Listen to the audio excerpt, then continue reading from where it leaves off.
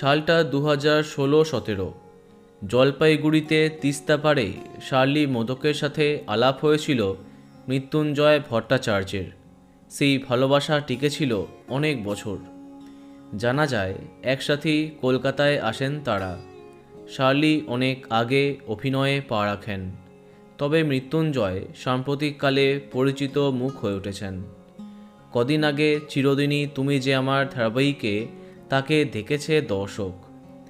চলতি বছরের প্রথমে মৃত্যুঞ্জয়ের সাথে ব্রেকআপ করেন শার্লি।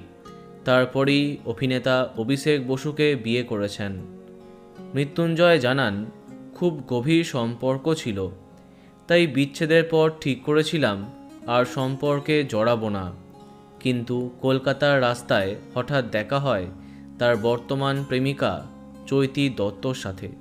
প্রথম দেখায় প্রেম, সম্প্রতি ঘরোয়া অনুষ্ঠানের মাধ্যমে তারা নাকি বিয়েও করে ফেলেছেন। কিন্তু সামাজিক মাধ্যমে তাদের দাম্পত্যের তেমন কোনো নিদর্শনই নেই।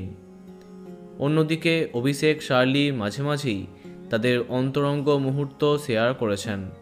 কেন শার্লির জবাবে মৃত্যুঞ্জয় কোনো পোস্ট করেন না? তিনি কি আজও কষ্ট পান? এমনই প্রশ্ন করে সংবাদ মাধ্যম।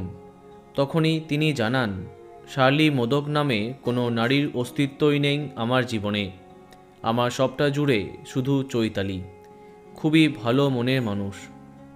বোঝাই গেল অতীতকে ভুলে সামনে এগোতে চান মৃত্যুঞ্জয়।